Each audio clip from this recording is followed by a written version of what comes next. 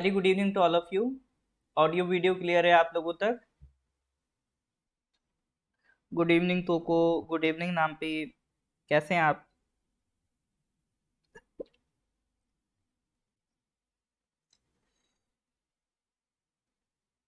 एक मिनट, ये पीपीटी मुझे फिर से लगानी पड़ेगी।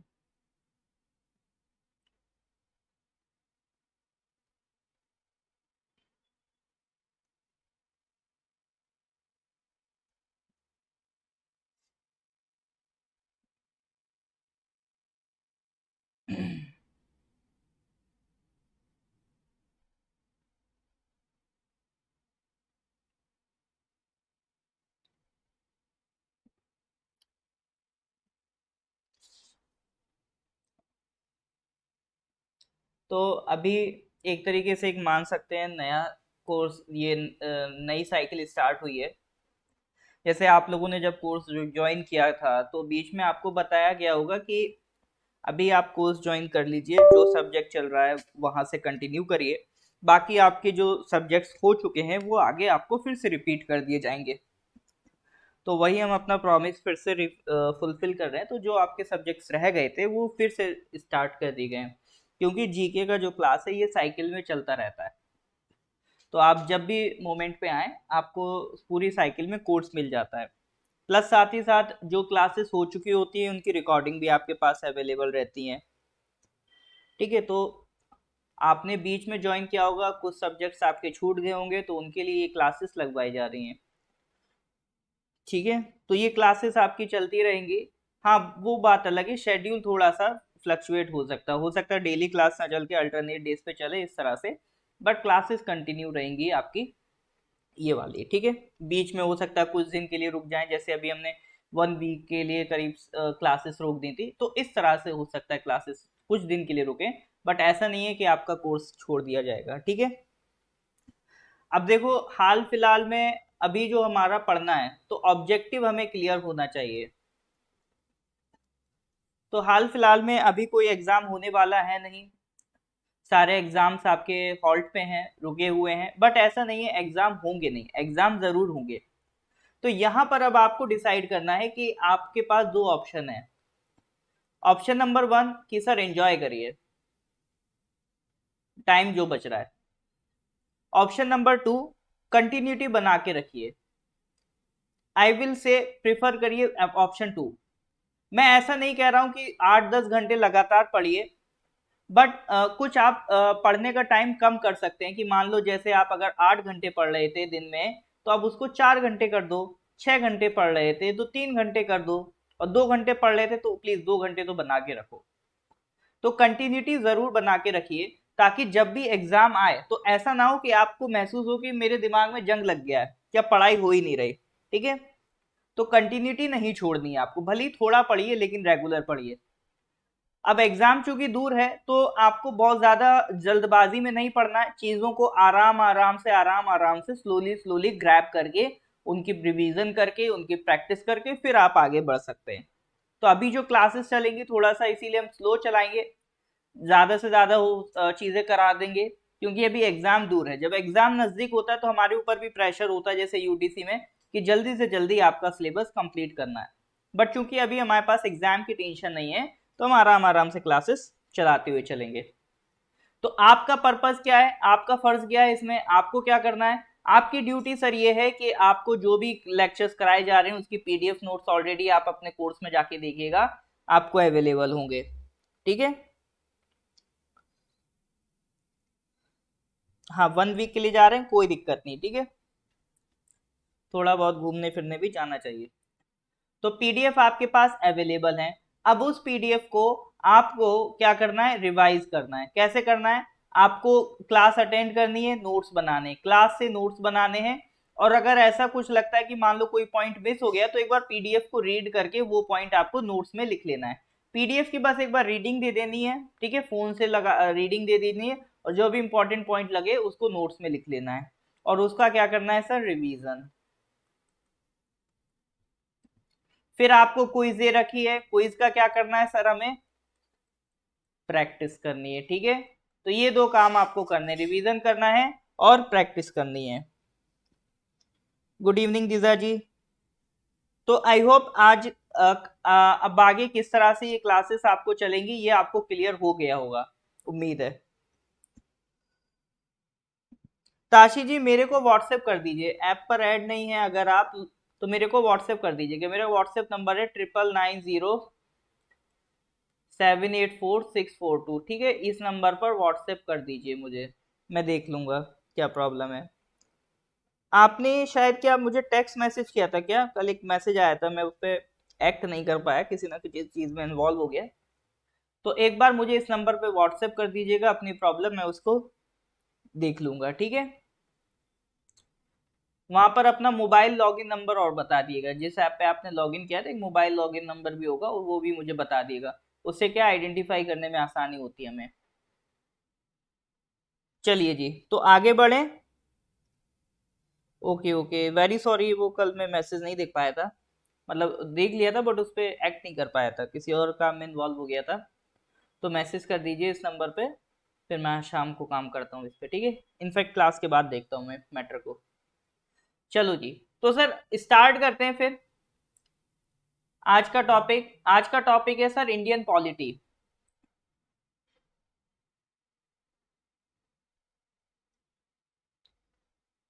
ठीक है, इंडियन पॉलिटी से हम स्टार्ट कर रहे हैं। तो सर पॉलिटी का मतलब क्या होता है भैया? पॉलिटी का मतलब होता है राज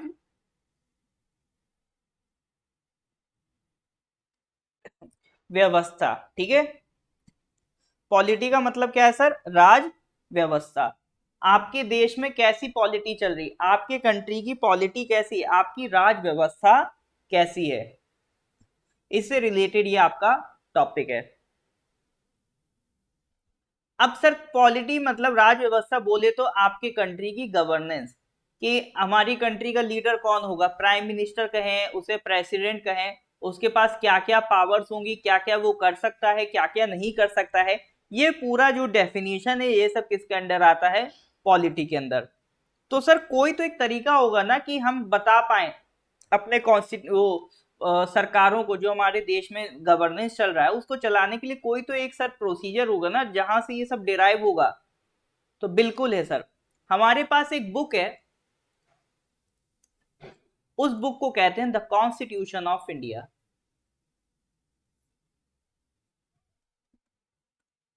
तो हमारे पास सर जो बुक है द कॉन्स्टिट्यूशन ऑफ इंडिया, उस बुक को पढ़ पढ़ के हमें आइडिया लगता है, हमें पता चलता है कि हमें देश कैसे चलाना है।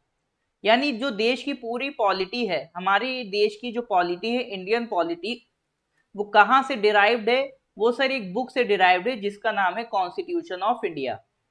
तो पॉलिटी पढ़ें उससे पहले सर हमें ये जानना जरूरी है ये किताब क्या है, what is the constitution of India. तो भारत संविधान के बारे में हमें जानना जरूरी है। इसकी हम हिस्ट्री पढ़ेंगे, ये किताब कब बनी, कैसे बनी, इसकी पूरी हिस्ट्री की बात करते हैं। तो देखिए आपको मेरे ख्याल से इतना तो पता होगा कि हमारा देश 15 अगस्त 1947 को आजाद हुआ था। उससे पहले ब्रिटेन गवर्नमेंट की हुकूमत हमारे देश में चलती थी, ब्रिटिश गवर्नमेंट हम पे रूल करती थी, we were a colony of the Britain, Britain की हम एक कॉलोनी थे, तो ब्रिटेन जैसा हम चाहते वैसा हमें चलाते थे। बट धीरे धीरे देश में आजादी की आवाज उठने लगी, इंडिपेंडेंस की आवाज उठने लगी। 1857 से ब्रिटिश इंडिया हम बन चुके थे, ब्रिटेन गवर्नमेंट हम पे रूल कर रही थी 1857 रिवोल्ट के बाद। इससे पहले ईस्ट इंडिया कंपनी का रूल था, ठीक है। बट 1857 के बाद गवर्नमेंट ऑफ इंडिया एक्ट 1858 आया, उससे हम प्रॉपर कॉलोनी बन गए थे ब्रिटेन की। तो इस कॉलोनी को आजाद कराने के लिए काफी लड़ाइयां लड़ी गई, काफी मशक्कत करी गई।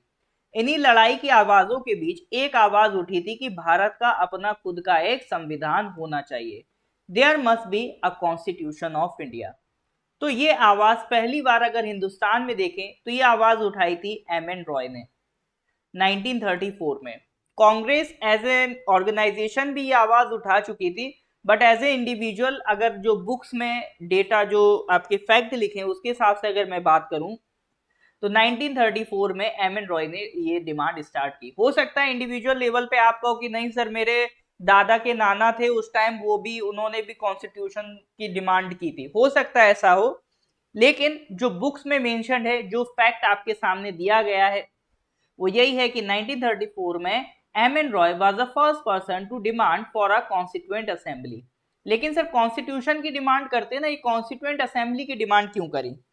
देखो भाई, कॉन्स्टिट्यूशन बना हुआ तो था नहीं, ऐसा तो था नहीं कॉन्स्टिट्यूशन कोई मतलब ब्रिटेन की लाइब्रेरी में रखी किताब थी कि हम उनसे मांगेंगे वो हमें दे जाएंगे। ये तो हमें खुद डेवलप करना था, खुद बनाना था। अब कॉन्स्टिट्यूशन क्या किसी एक पर्सन के बस की बात थी बनाना? बिल्कुल नहीं थी।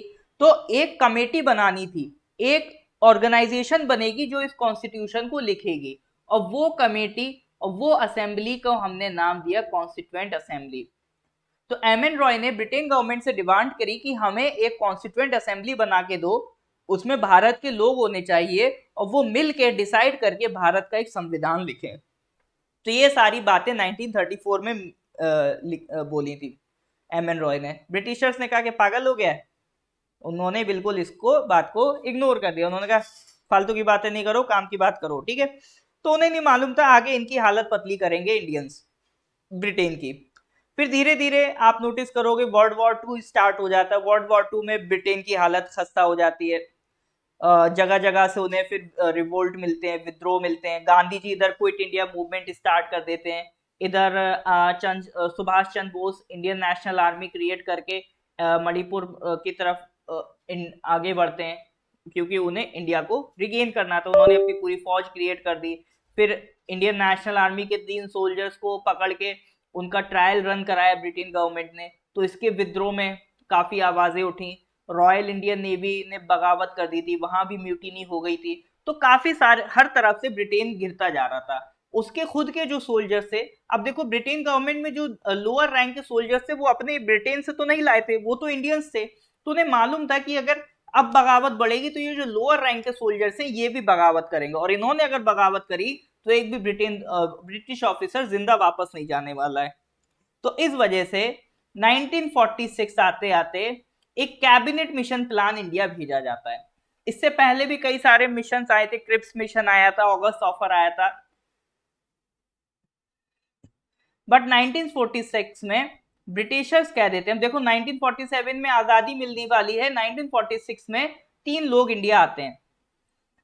कैबिनेट मिशन प्लान में 3 लोग इंडिया आते हैं जो कहते हैं कि ठीक है आपको आजादी चाहिए, आगे हम आजादी दे देंगे, और उससे पहले लेकिन आप अपना संविधान बना लो। ऐसा ना हो कि हम इंडिया छोड़ के चले जाएं, बिल्कुल लॉलेसनेस की सिचुएशन आ जाए, आपके पास कोई चलाने के लिए कानून ना हो, तो हम जाने से पहले आपका पूरा सिस्टम बैठा के जाएंगे ताकि जाने के बाद आपको दिक्कत ना हो।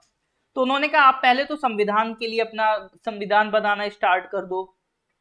संविधान बनाने के लिए आपको एक कॉन्स्टिट्यूएंट असेंबली बनानी पड़ेगी, उसकी हम परमिशन आपको देते हैं। तो इस टाइम ब्रिटिशर्स ने हमें क्या कहा, एक कॉन्स्टिट्यूएंट असेंबली बनाने की परमिशन दे दी। कुछ लोगों को पसंद आई, कुछ को नहीं आई। मुस्लिम लीग को पसंद नहीं आई, लेकिन फिर भी उनको कन्विंस करके इसमें बैठा दिया गया था कि चलो ठीक है तुम बैठ जाओ। तो इस टाइम 1946 में एक आवाज उठ रही थी नया कंट्री पाकिस्तान बनाने की भी। तो कैबिनेट मिशन प्लान ने कहीं भी पाकिस्तान बनाने की मंजूरी नहीं दी थी। उन्होंने कहा था एक सिंगल कॉन्स्टिट्यूएंट असेंबली बनाने की परमिशन दे रहे हैं। मुस्लिम लीग चाह रही थी कि पाकिस्तान का संविधान बनाने के लिए अलग कॉन्स्टिट्यूएंट असेंबली की परमिशन मिले, बट कैबिनेट मिशन प्लान ने ऐसा नहीं किया। उन्होंने कहा कि सिर्फ एक सिंगल कॉन्स्टिट्यूएंट असेंबली बनाओ, उसमें मिलकर देश का कानून बनाओ। तो 1946 में जो कैबिनेट मिशन प्लान आता है वो इजाजत देता है कॉन्स्टिट्यूएंट असेंबली बनाने की। अब सर ये कैबिनेट मिशन प्लान, इसमें कितने मेंबर्स थे? 3 इंपॉर्टेंट मेंबर्स हैं, 3 कैबिनेट मिनिस्टर्स थे जो इस प्लान के अंदर आए थे। कैबिनेट मिशन प्लान इसलिए कहते हैं क्योंकि ब्रिटेन गवर्नमेंट के 3 कैबिनेट मिनिस्टर्स इसमें आए थे। कौन कौन से थे? LAC, L for Lawrence, A for Alexander और C for Cripps. Lawrence, Alexander, Cripps, LAC। तो कैबिनेट मिशन प्लान के तहत कितने लोग सर आ रहे हैं? 3 लोग आ रहे हैं, लॉरेंस, अलेक्जेंडर एंड क्रिप्स। और क्या देके जा रहे हैं हमें? कॉन्स्टिट्यूएंट असेंबली बनाने की परमिशन। तो 1946 cabinet mission plan give the permission to form a constituent assembly. Question आएगा, what was the basis to form constituent assembly? It was cabinet mission plan 1946। अब यहां से शुरू होगी कहानी संविधान के बनने की। तो इसका जो हिस्ट्री थी संविधान असेंबली बनने से पहले, आई होप ये आपको क्लियर होगी। यहां तक किसी को डाउट है? Is that clear? यस और नो? हाँ जी सर, ये सब क्लियर है कि नहीं है?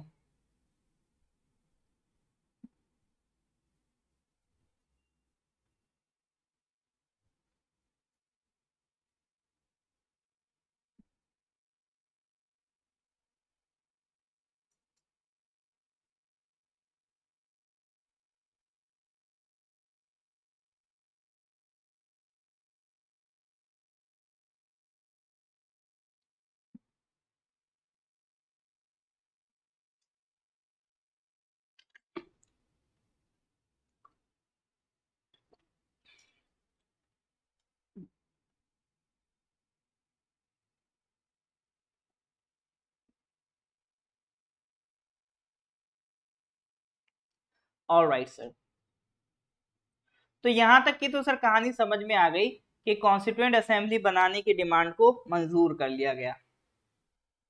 अब सर जो बात चलेगी, अब बात चलेगी कॉन्स्टिट्यूएंट असेंबली की, कि इसमें कितने मेंबर थे, कैसे क्या वर्क करता था। अब जो हमारी बात रहेगी किसके बारे में रहेगी?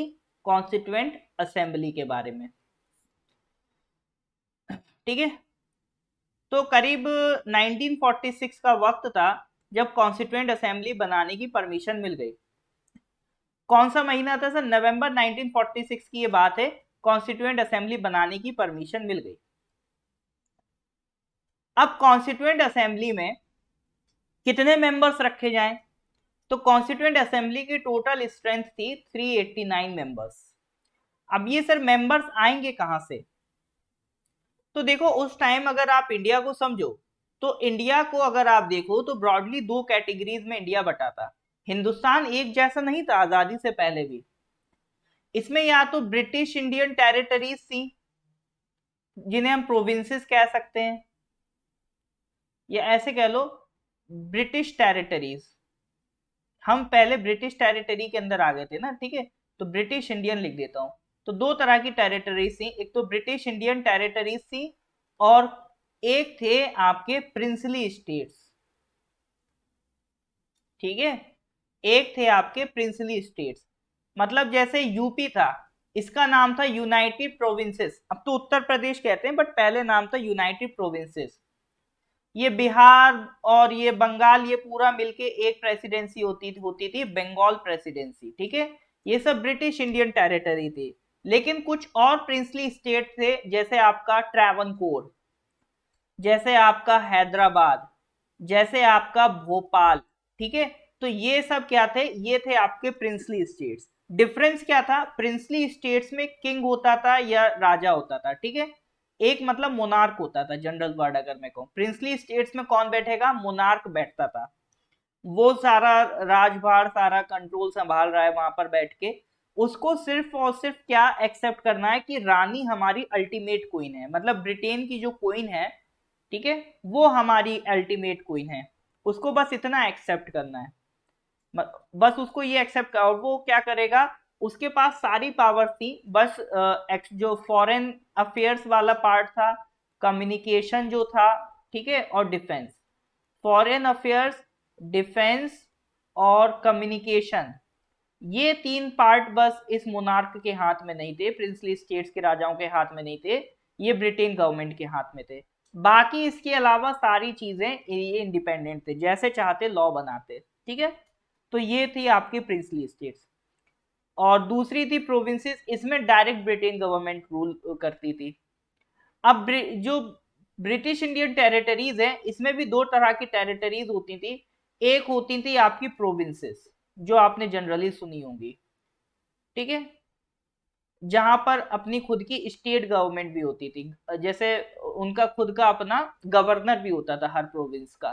जैसे आज सीएम होता है ना, वैसे उस टाइम गवर्नर होते थे हर प्रोविंस के, और ओवरऑल सेंट्रल लेवल पे वाइस रॉय या गवर्नर जनरल कह लो। ठीक है, तो ब्रिटिश इंडियन टेरिटरीज में एक तो होती थी प्रोविंसेस, एक होती थी चीफ कमिश्नर्स प्रोविंसेस, जो डायरेक्ट वाइसरॉय के अंडर आती थी। जैसे फॉर एग्जांपल आज यूनियन टेरिटरीज होती हैं, जैसे चंडीगढ़ है, दिल्ली है, ये सब क्या है, यूनियन टेरिटरीज। तो यूनियन टेरिटरीज को डायरेक्टली सेंट्रल लेवल की अथॉरिटी डील करती थी और प्रोविंसेस स्टेट लेवल की अथॉरिटी डील करते थे।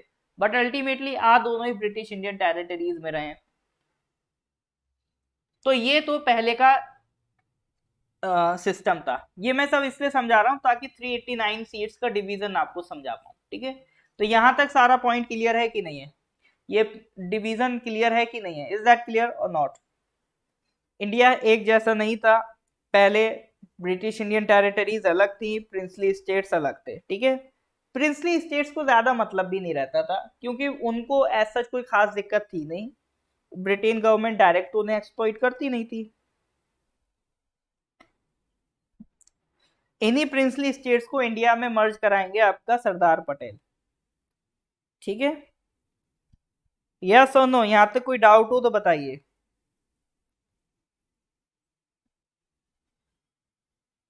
जैसे आज होती ना लेजिस्लेटिव असेंबली, इसी तरह से पहले जो प्रोविंसेस होती थी उनकी अपनी खुद की लेजिस्लेटिव काउंसिल होती थी और सेंट्रल लेवल पे अलग लेजिस्लेटिव काउंसिल होती थी। नामपी जी कोई एक पॉइंट रिपीट करना हो तो बता दीजिए। अब आप सोचो मैं पूरा रिपीट करूं तो वो तो देखिए पॉसिबल नहीं हो पाएगा क्योंकि ऑलरेडी उसमें फिर काफी टाइम चला जाएगा, ठीक है। ये रिकॉर्डिंग भी आपके पास अवेलेबल रहेगी, तो मान लो अगर पूरा टॉपिक आपका मिस हो गया तो वो रिकॉर्डिंग आप देख सकते हैं, ठीक है। तो ऑनलाइन क्लासेस में रिपीट का इतना मतलब बनता है नहीं। तो कुल मिला के मैं बस इतना कहना चाह रहा हूं, इंडिया में उस टाइम डिवीजन कुछ इस तरह से था।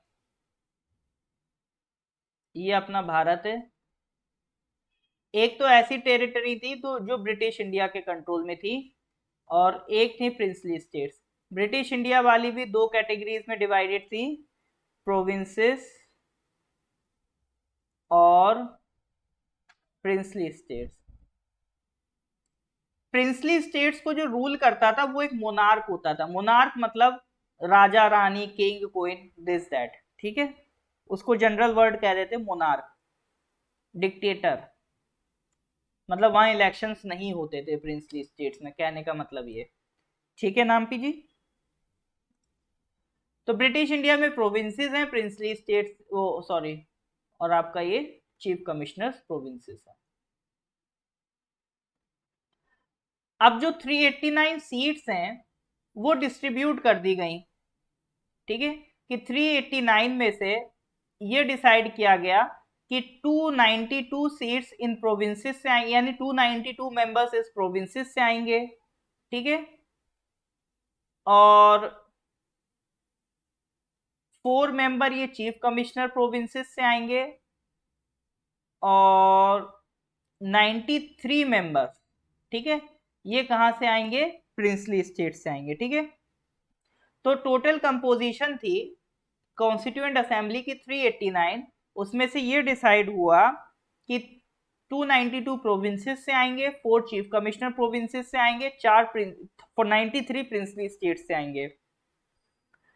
प्रिंसली स्टेट से कैसे आएंगे, अब भाई मान लो हैदराबाद जाएंगे, वो हैदराबाद के निजाम से कहेंगे ऐसा है कि अपने यहाँ से कुछ मेंबर्स कॉन्स्टिट्यूएंट असेंबली भेजो। तो निजाम क्या करेगा, निजाम अपनी मर्जी से जिसको चाहेगा उसको कॉन्स्टिट्यूएंट असेंबली भेज देगा। चीफ कमिश्नर प्रोविंसेस ये वाइसरॉय के कंट्रोल में है, तो वाइसरॉय जिन्हें चाहेगा उन्हें भेज देगा। अब प्रोविंसेस में क्या था, प्रोविंसेस में इलेक्टेड गवर्नमेंट होती थी। जैसे आपका यूनाइटेड प्रोविंसेस है, उनकी अपनी खुद की इलेक्टेड गवर्नमेंट है। तो वो इलेक्टेड गवर्नमेंट जैसे आज राज्यसभा में मेंबर भेजते हैं, जैसे अरुणाचल प्रदेश की जो असेंबली है, लेजिस्लेटिव असेंबली, उससे एक मेंबर इलेक्ट होके कहां जाता है, राज्यसभा। इसी तरह से वहां जो प्रोविंसेस की इलेक्टेड लेजिस्लेटिव असेंबली होती थी, वो इलेक्ट करके एक मेंबर को कहां भेज रही है, वो भेज रही है सर कॉन्स्टिट्यूएंट असेंबली में। तो इस तरह से मेंबर्स आपका कॉन्स्टिट्यूएंट असेंबली में देखने को मिलेंगे। तो टोटल कंपोजिशन थी 389 मेंबर्स। हालांकि सारे मेंबर्स कभी आए ही नहीं, जैसे प्रिंसली स्टेट्स नहीं आए इस कॉन्स्टिट्यूएंट असेंबली में, मुस्लिम लीग ने पार्टिसिपेट नहीं किया था। तो ऐसी प्रोविंसेस जहां पे मुस्लिम लीग की रिप्रेजेंटेशन थी तो वहां से भी मेंबर्स आपको देखने को नहीं मिलेंगे। तो 389 वाज द अलॉटेड नंबर, इतने मेंबर्स डिसाइड हुए थे, कंपोजिशन बनी थी, बट इतने मेंबर्स कभी आए ही नहीं। बट ये एग्जाम में पूछ लेता है कि कॉन्स्टिट्यूएंट असेंबली में कितने मेंबर्स थे, तो आपको आंसर क्या बताना है सर? 389। हाँ जी सर, यहां तक कोई दिक्कत हो तो बताइए।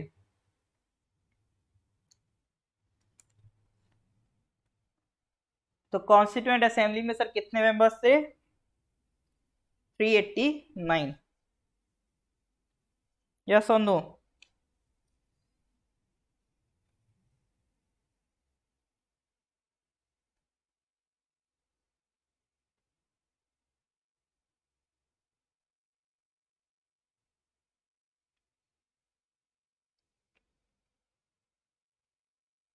ओके। अच्छा, किसी को स्क्रीन ब्लर तो नहीं दिख रही है? ऐसा कोई है जो फर्स्ट क्लास कर रहा हो जीके की, जिसने अभी तक एक भी क्लास नहीं की हो, फर्स्ट क्लास हो आज, ऐसा कोई है फर्स्ट क्लास वाला कोई? क्योंकि कुछ नए एडमिशन्स भी हुए हैं अभी हाल फिलहाल में।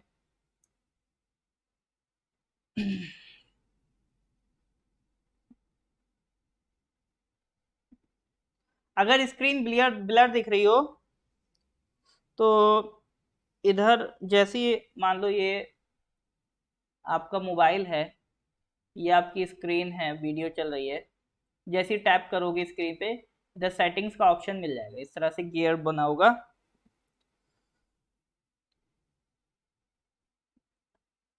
इसमें इक्वालिटी का ऑप्शन होगा,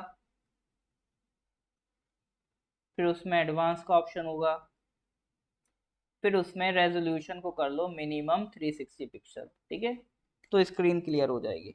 ताको जी, आपको तो मैं जानता हूँ, मैं ऐसा पूछ रहा हूँ मतलब जिसकी टोटली फर्स्ट क्लास हो, सिर्फ क्वालिटी नहीं, मतलब टोटल अभी तक बिल्कुल मेरे को कोई ऐसा जो जानता ही ना हो। इंतखाब सर कौन है पता ही नहीं है, आज पढ़ के देखते हैं। अब क्वालिटी नहीं पूछ रहा हूँ मैं पूछ रहा हूँ मतलब ओवरऑल जीके में, जिसने अभी तक और भी कोई सब्जेक्ट ना पढ़ा हो। आप लोग तो कुछ सब्जेक्ट पढ़ चुके हो। चलो जी, खैर कोई दिक्कत नहीं।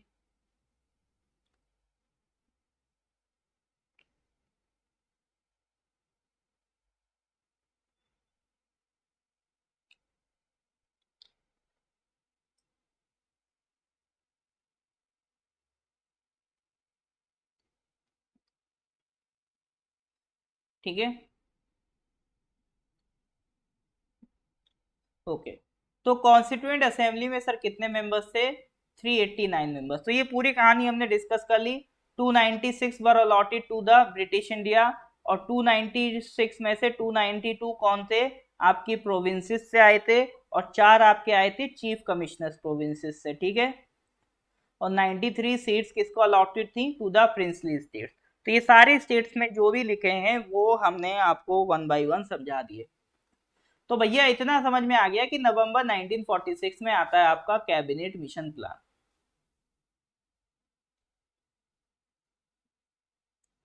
फिर उसके आते ही दिसंबर में डिसाइड हो जाता है कॉन्स्टिट्यूएंट असेंबली स्टार्ट कर देंगे, और कॉन्स्टिट्यूएंट असेंबली की पहली मीटिंग भी हो जाती है 9 दिसंबर 1946 को।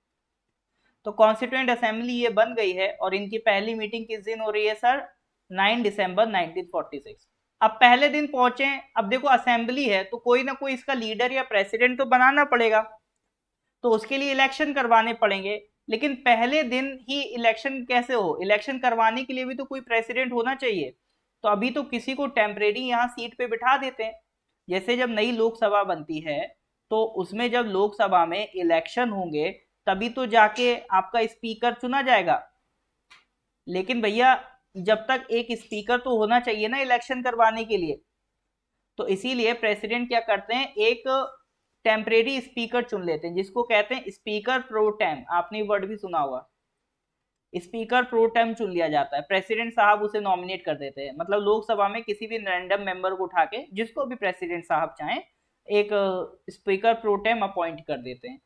उसका काम क्या रहता है? पहले तो जितने भी मेंबर्स हैं लोकसभा के मेंबर्स, उनको ओथ दिलवा दो, तभी तो वो एक्टिव होंगे। जब तक ओथ नहीं लेंगे तब तक कैसे वो काम करेंगे? इवन वोट देने के लिए भी उन्हें पहले ओथ लेनी पड़ेगी। तो स्पीकर प्रो टाइम यहाँ बैठ के पहले तो इन्हें ओथ दिलवाएगा, फिर अपनी प्रेसिडेंटशिप में, अपनी गाइडेंस में इलेक्शन करवाएगा और जो भी मेंबर इलेक्ट होगा वो बना दिया जाएगा स्पीकर। सेम इसी तरह से कॉन्स्टिट्यूएंट असेंबली में काम चल रहा है। कॉन्स्टिट्यूएंट असेंबली में भी हमें एक प्रेसिडेंट चाहिए, तो टेम्परेरी तौर पे जिस दिन बैठे उस दिन ऐसा डिसाइड किया हुआ आपस कंसेंसस से कि भैया जो ओल्डेस्ट मेंबर है हमारे डॉक्टर सच्चिदानंदा सिन्हा, इनको हम क्या अपॉइंट कर देते हैं, टेम्परेरी प्रेसिडेंट बना देते हैं। 2 दिन के लिए बनाया, फिर इलेक्शन करवा लिए और 11 दिसंबर को एक परमानेंट प्रेसिडेंट मिल गए हमें कॉन्स्टिट्यूएंट असेंबली के, डॉक्टर राजेंद्र प्रसाद। नहीं, कॉन्स्टिट्यूएंट असेंबली देख रहे हो, देखो दिसंबर 1946 को स्टार्ट हो रहा है। आप कंफ्यूज हो रहे हो, आप कॉन्स्टिट्यूशन से कंफ्यूज कर रहे हो। कॉन्स्टिट्यूशन बनेगा नवंबर 1949 में, कॉन्स्टिट्यूशन बन के रेडी होगा, ठीक है, उसको इससे कंफ्यूज मत करो। नवंबर 1946 में आपका क्रिप्स मिशन आया, वो सॉरी कैबिनेट मिशन प्लान आया, और 9 दिसंबर 1946 को पहली मीटिंग हो गई कॉन्स्टिट्यूएंट असेंबली की। टेम्परेरी हमने डॉक्टर सच्चिदानंदा सिन्हा को प्रेसिडेंट बनाया कॉन्स्टिट्यूएंट असेंबली का, और फाइनली हमने 2 दिन बाद इलेक्शन करके एक परमानेंट प्रेसिडेंट बना दिया डॉक्टर राजेंद्र प्रसाद को। इधर डॉक्टर राजेंद्र प्रसाद प्रेसिडेंट बना दिए गए और एच.सी. मुखर्जी को बना दिया गया वाइस प्रेसिडेंट, ठीक है। तो ये तो पोजीशंस हेल्ड हो गई। तो डॉक्टर राजेंद्र प्रसाद कौन है, प्रेसिडेंट है, और एच.सी. मुखर्जी कौन है, वाइस प्रेसिडेंट है, ठीक है सर। बन गया कि नहीं बन गया सर सारा सिस्टम। तो अब कॉन्स्टिट्यूएंट असेंबली रन करना स्टार्ट कर देगी, ठीक है। तो यहाँ पर जो भी प्रेसिडेंट वगैरह बनाने थे वो हम बना के अब हम आगे बढ़ेंगे। चलो सर, अब हम आगे बढ़ते हैं। इंटरिम गवर्नमेंट हिस्ट्री में पढ़ोगे आप, इंटरिम गवर्नमेंट होती है टेम्परेरी गवर्नमेंट, ठीक है। इंटरिम गवर्नमेंट होती है टेम्परेरी गवर्नमेंट। अब जैसे 1947 में हमको हैंड ओवर कर दिया गया था देश, इवन 1946 में ही हमने अपना रूल करना स्टार्ट कर दिया था, लेकिन क्या कोई इलेक्शन हुए थे 1946 या 47 में? नेहरू कैसे पीएम बन गए थे? तो उनको एक कांग्रेस के बड़े लीडर थे, इसीलिए ब्रिटेन ने क्या करा, ब्रिटिश गवर्नमेंट ने नेहरू को बना दिया लीडर। इवन जो एग्जीक्यूटिव काउंसिल थी, वाइस रॉय की एग्जीक्यूटिव काउंसिल थी, उसका प्रेसिडेंट भी इन्हीं को बना दिया गया था। मतलब second to the viceroy Nehru को बना दिया गया था, और उनकी अध्यक्षता में एक इंटरिम गवर्नमेंट रेडी कर दी गई थी। मतलब एक प्राइम मिनिस्टर और उनके अंडर में मिनिस्टर्स, टेम्परेरी तौर पे गवर्नमेंट क्रिएट कर दी गई थी। बाकी फिर जब 1950 से 51 में इलेक्शन होते हैं, उसके बाद हमें पहली भारत की चुनी हुई सरकार देखने को मिलेगी। तो 1950 में इलेक्शन से पहले पहले जो हमने एक टेम्परेरी गवर्नमेंट बनाई थी उसे इंटरिम गवर्नमेंट कहते हैं। क्लियर है डेविड मेगू? इंटरिम गवर्नमेंट में आपके प्राइम मिनिस्टर थे नेहरू, होम मिनिस्टर वही अपना सरदार पटेल जी, ठीक है, इसी तरह से डिवीजन था। तो वर्किंग के बाद अब आते हैं ऑब्जेक्टिव रेजोल्यूशन पे। तो देखते जा रहे हो 9 दिसंबर में पहली मीटिंग हुई, 11 दिसंबर में हमने प्रेसिडेंट को चुन लिया doctor Rajendra Prasad. President of India नहीं, प्रेसिडेंट ऑफ कॉन्स्टिट्यूएंट असेंबली की बात हो रही है, इसे कंफ्यूज मत करना। अब 13 दिसंबर को नेहरू जी एक रेजोल्यूशन लेके आते हैं। रेजोल्यूशन क्या होता है, मतलब एक प्रतिज्ञा, एक होता है ना कि हम कुछ रेजोल्यूशन लेते हैं कि ये हमें करना है, इसी तरह से एक ऑब्जेक्टिव रेजोल्यूशन कि हम करना क्या चाहते हैं। कॉन्स्टिट्यूएंट असेंबली में अगर हम आए हैं तो कुछ हमारा पर्पस तो होगा ना, कुछ तो हम करना चाहते होंगे ना।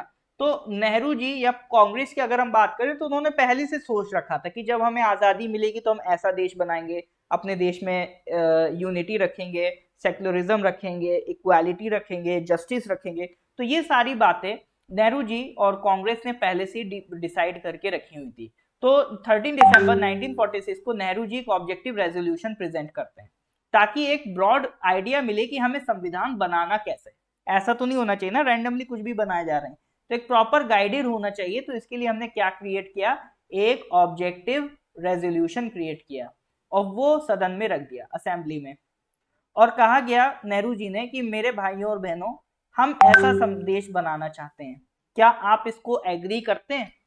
तो बाकी लोग अपनी अपनी राय देते गए और यूनानिमसली मतलब जितने भी लोग मौजूद थे असेंबली में सब ने उस रेजोल्यूशन को सपोर्ट किया और ये रेजोल्यूशन अडॉप्ट हो गया था ऑन जनवरी 22, 1947। डेट्स याद रखना, 13 दिसंबर 1946 को ये रेजोल्यूशन लाया गया। अडॉप्ट किस दिन हुआ? जनवरी 22, 1947।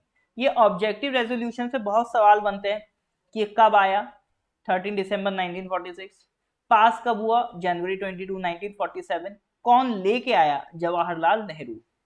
एक लाइन में आपके 3 क्वेश्चन बन जाते हैं, ठीक है। इसीलिए मैं वन बाय वन ये पॉइंट्स आपको समझा रहा हूँ। जहां पर स्किप करने का होगा वहां स्किप करेंगे, जहां समझाने का होगा मैं वहां समझाऊंगा, ठीक है। तो ये आपका ऑब्जेक्टिव रेजोल्यूशन हमने अडॉप्ट कर लिया। अब हम इसी डायरेक्शन में आगे बढ़ने लगे, इसी ऑब्जेक्टिव रेजोल्यूशन की। फिर देखो कॉन्स्टिट्यूशन में अगर हम बात करें तो objective resolution was an ideology of Nehru, ठीक है।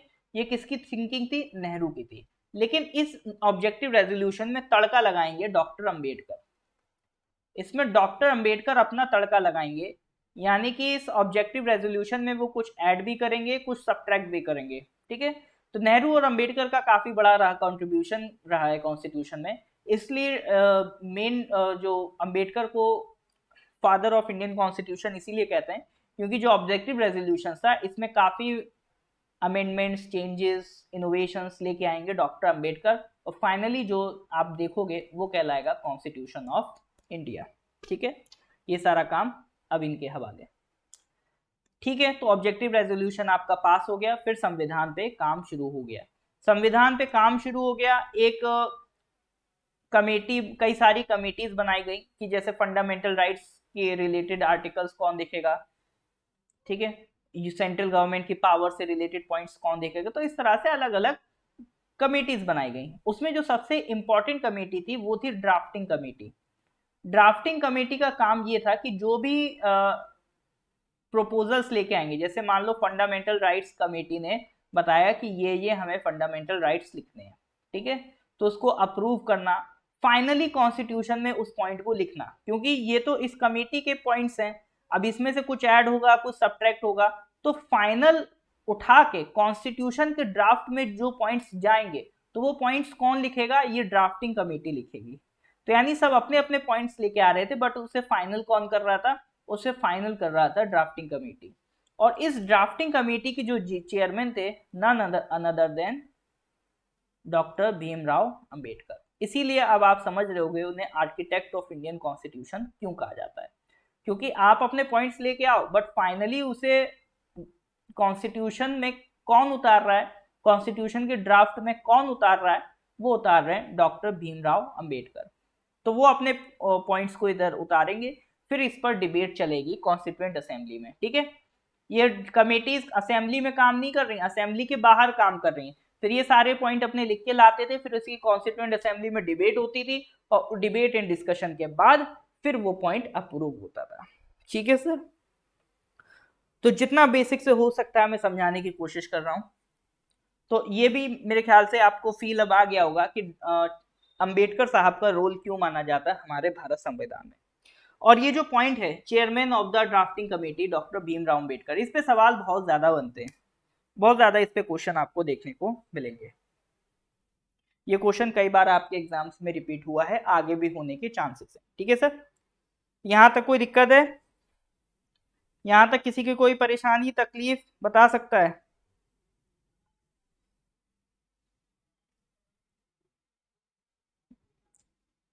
हाँ जी sir. Is there any doubt left with you? Clear है तो एक बार थम्स अप दे दीजिए।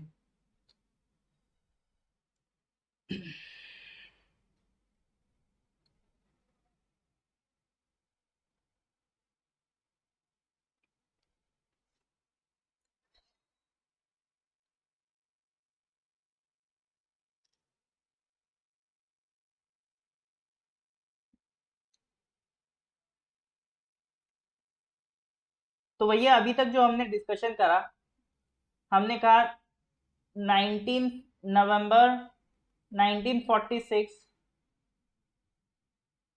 ट्रिप्स कैबिनेट मिशन प्लान आता है जिसमें 3 मेंबर्स थे, LAC लॉरेंस अलेक्जेंडर ट्रिप्स। फिर 9 दिसंबर 1946 पहली मीटिंग 11 दिसंबर 1946, पहले प्रेसिडेंट कॉन्स्टिट्यूएंट असेंबली के राजेंद्र प्रसाद बनाए गए, और 13 दिसंबर 1946 को ऑब्जेक्टिव रेजोल्यूशन किसने प्रेजेंट किया? नेहरू ने। और 22 जनवरी 1947, ठीक है, 22 जनवरी 1947 ऑब्जेक्टिव रेजोल्यूशन पास हो गया। फिर ये सारा कॉन्स्टिट्यूशन का जो ड्राफ्टिंग था, तो ड्राफ्टिंग के जो चेयरमैन थे वो कौन थे? डॉक्टर भीमराव अंबेडकर। तो अभी तक हमने इतनी बात करी है, ठीक है। कॉन्स्टिट्यूएंट असेंबली की बात करी हमने, बात करा इसमें 389 मेंबर्स थे, इसमें से 296 आप जानते हो ब्रिटिश इंडिया के, जिसमें 292 प्रोविंसेस के, 4 चीफ कमिश्नर प्रोविंसेस के, 93 आपके प्रिंसली स्टेट्स के। आगे बताऊंगा, जब प्रियम्बल समझेंगे तब बताऊंगा। Objective resolution is a different thing, preamble is a different thing, ठीक है। अभी प्रियम्बल पे पहुंचने दो आप पहले, ठीक है। तो यहां तक की बात हो गई। एंड देन फिर कॉन्स्टिट्यूशन पे काम चलता रहा चलता रहा चलता रहा। फिर फाइनली एक तारीख आती है 26 नवंबर 1949, ठीक है। 26 नवंबर 26 नवंबर 1949 ये वो डेट है जिस दिन हमने कॉन्स्टिट्यूशन को कंप्लीट कर दिया। इसमें हमें 11 सेशंस लगे, यानी 11 बार हमने मीटिंग्स करी कॉन्स्टिट्यूएंट असेंबली में। टोटल टाइम हमें लगा 2 years 11 months 18 days, ठीक है। मतलब 1 महीना कुछ बचा, 1 महीना पूरा भी नहीं बचा, करीब 12 दिन और लगते तो 3 साल हो जाते, ठीक है। तो करीब करीब कह सकते हो 3 साल का वक्त लगा है सर। 2 years 11 months 18 days और 11 सेशंस के बाद फाइनली हमने अपना संविधान कंप्लीट कर लिया, और इस दिन अडॉप्ट कर लिया हमने अपना संविधान। अडॉप्ट इन द सेंस जितने भी कॉन्स्टिट्यूएंट असेंबली के मेंबर्स थे सब ने अपने साइन करे और कॉन्स्टिट्यूशन को अडॉप्ट करा। इसीलिए इस दिन को हम लोग as a constitution day celebrate करते हैं, एज ए कॉन्स्टिट्यूशन डे इसी दिन को सेलिब्रेट करते हैं 26 नवंबर 1949। इंपॉर्टेंट फैक्ट्स, 11 सेशंस लगे, 2 साल 11 महीने 18 दिन लगे, 2 11 18। अपनी गर्लफ्रेंड या बॉयफ्रेंड का बर्थ डेट समझ के याद कर लेना, इसको इंपॉर्टेंट है, सवाल बनते हैं, ठीक है, इस पर सवाल बनते हैं, ये टाइम याद कर लेना। अब सर इस दिन संविधान तो बन के रेडी हो गया, लेकिन इसको इन्फोर्स नहीं किया, अभी तक हमने इसको इनैक्ट नहीं किया, ठीक है, एनफोर्स नहीं किया। अभी तक संविधान बन तो गया, एनफोर्स होना बाकी है, लागू होना बाकी है, मतलब एक्टिव नहीं हुआ। एक्टिव क्यों नहीं करा सर? एक्टिव अभी हम करेंगे, इसको अगली साल करेंगे, मतलब 1949 चल रहा है ना नवंबर, इसको एक्टिव करेंगे 26 जनवरी 1950, जिस दिन हम अपने आप को रिपब्लिक कहते हैं, ठीक है। क्योंकि उस दिन हमें कंप्लीटली ब्रिटिशर से आज़ादी मिल गई थी। ब्रिटिशर्स ने कहा था हम कंप्लीटली आपको तब छोड़ के जाएंगे जब आप अपना कॉन्स्टिट्यूशन कंप्लीट कर लोगे।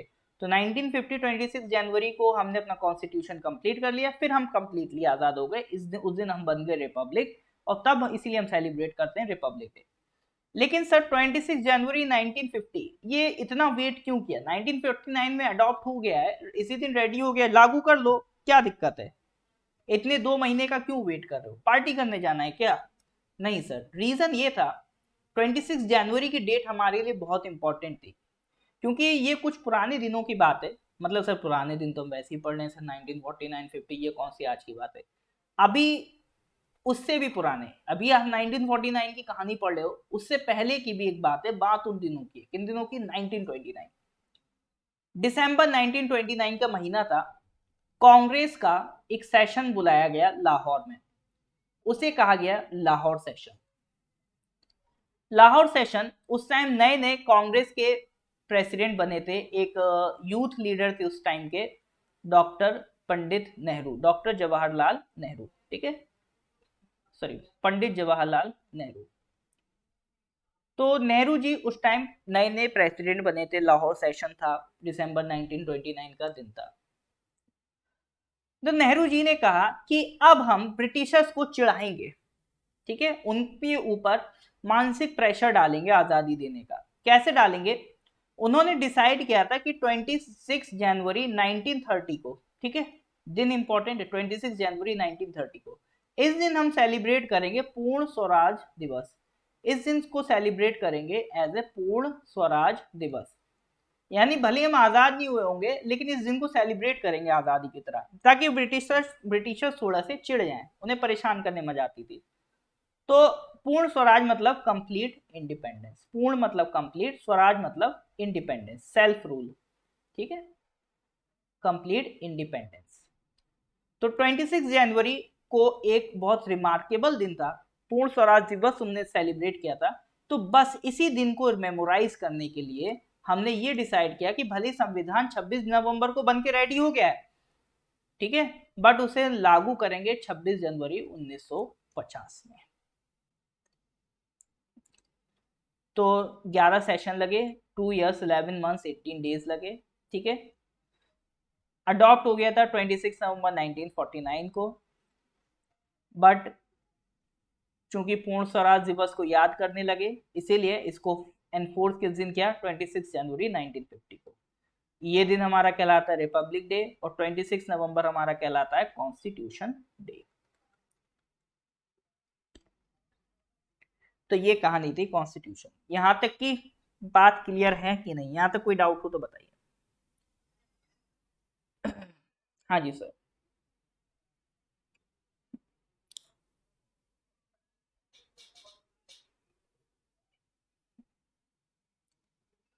हाँ जी, इसी दिन, इसीलिए 26 जनवरी को रिपब्लिक डे मनाते।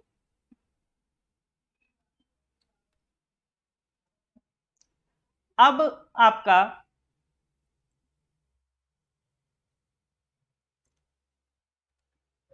जो कह सकते हो कि ये डेट था आपका 26 जनवरी, सॉरी, हाँ, तो अब जो कॉन्स्टिट्यूशन बन के आया वो है क्या सर, एक बुक है। तो एक बार नजर डाल लेते हैं इस कॉन्स्टिट्यूशन में क्या क्या लिखा है।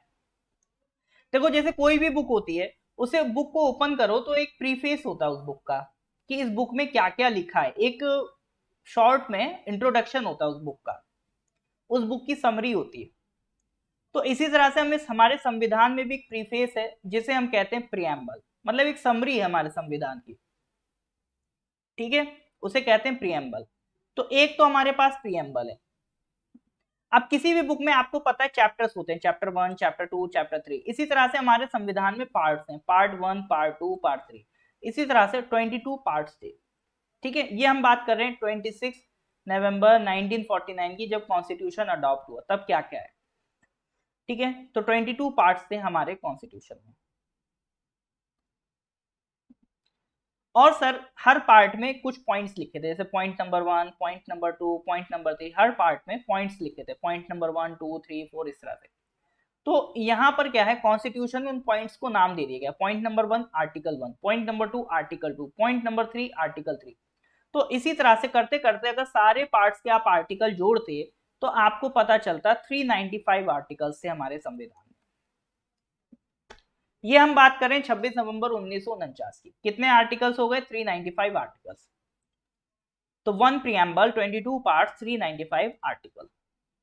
अब कोई भी बुक होती है उसमें लास्ट में जैसे मान लो कोई एक फॉर्मूला है जो बार बार उस किताब में यूज हो रहा है, अब उस फॉर्मूले को उस किताब में बार बार लिखेंगे तो स्पेस गिरेगा, स्पेस ज्यादा कंज्यूम करेगी वो किताब का।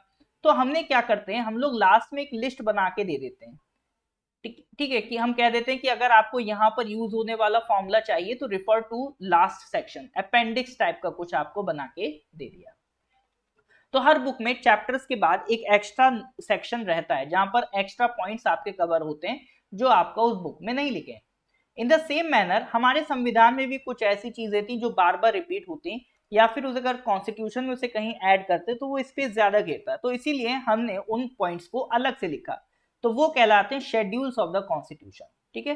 तो जो संविधान के बारे में एक्स्ट्रा जानकारी थी उसे कहते हैं शेड्यूल्स ऑफ द कॉन्स्टिट्यूशन, उसको हमने अलग से कॉन्स्टिट्यूशन के एंड में लिखा। तो जब कॉन्स्टिट्यूशन बना था तो उसमें 8 शेड्यूल्स थे, ठीक है। तो जब कॉन्स्टिट्यूशन बनता है तो उसमें एक प्रियम्बल था, 22 पार्ट थे, 395 आर्टिकल्स थे और 8 शेड्यूल्स थे। Is that clear? तो ये सारा हमारे संविधान में था। बट कॉन्स्टिट्यूशन में अमेंडमेंट पॉसिबल है, चेंजेस पॉसिबल है। इसीलिए आज अगर आप देखोगे तो सिचुएशन थोड़ी सी बदल चुकी है। प्रियम्बल तो अभी भी एक है, उस प्रियम्बल में भी कुछ अमेंडमेंट हुए हैं, हम आगे बढ़ेंगे। पार्ट्स 22 से बढ़ के नंबर ऑफ पार्ट्स 25 हो गए। आर्टिकल्स भी बढ़ गए, करीब 448 प्लस आर्टिकल्स हो गए। शेड्यूल्स भी आपका 12 शेड्यूल हो गए, पहले 8 शेड्यूल्स थे, अब हो गए हैं 12 शेड्यूल्स। ठीक है, तो ये कॉन्स्टिट्यूशन का कंपोजिशन है जो हमें आने वाली क्लासेस में पढ़ना है। तो आने वाली क्लासेस में आप देखोगे हमें यही सब पढ़ना है, प्रियम्बल्स पढ़ने हैं, पार्ट्स पढ़ने हैं, उनके अंदर इंपॉर्टेंट आर्टिकल्स पढ़ने हैं, शेड्यूल्स पढ़ने हैं। तो अगली क्लास तो हम फिर शेड्यूल से ही स्टार्ट करेंगे। तो यहां तक किसी को डाउट है? इज दैट क्लियर और नॉट? यस और नो? यहां तक किसी को कोई डाउट है? क्लियर है तो please give me thumbs up.